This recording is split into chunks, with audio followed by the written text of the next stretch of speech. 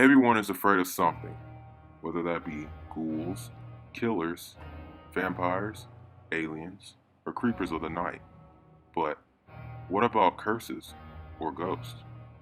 If that comes to mind, well, I have a story for you, the Winchester story. So sit down, grab your popcorn or your blanket, because this story will leave you wondering exactly why.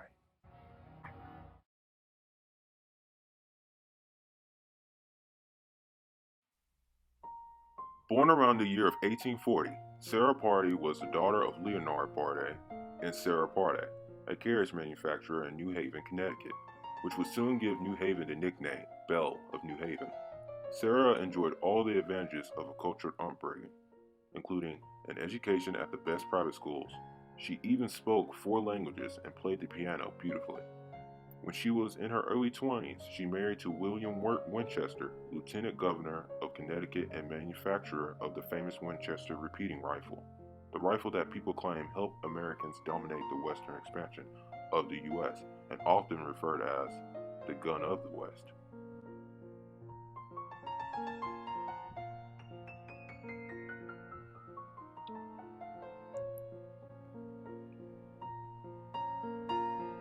The couple's life together was happy and rich.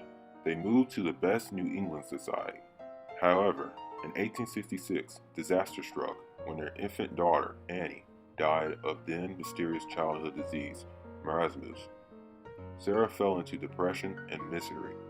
Soon after, her husband, Will, died from premature death of tuberculosis, which added on to Sarah's misery and pain. It is then said she went to a spiritualist to consult with all the negative things in her life. The Boston medium she met with explained that her family and fortune were being haunted by spirits, those spirits being of Native Americans in the West and Civil War soldiers killed by the infamous Winchester repeating rifle.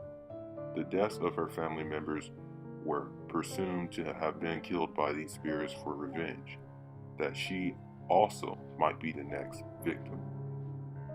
However, the medium also claimed that there was an alternative. Sarah was instructed to move west and appease the spirits by building a great house for them.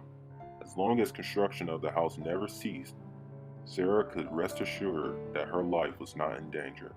Building such a house was even supposed to bring her eternal life. Or maybe a change of scenery and never-ending hobby was just what Sarah needed to distract her from her grief.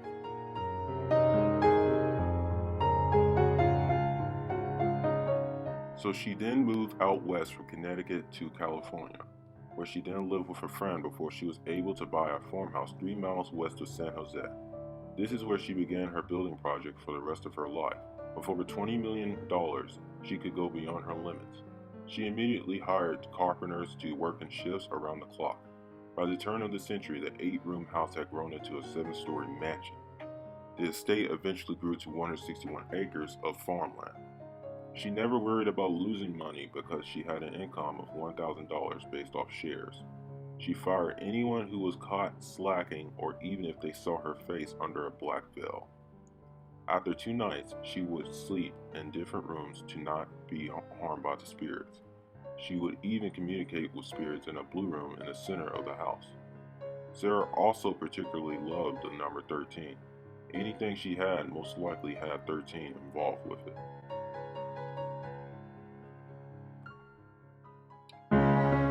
Miss Winchester died in 1922 from heart failure.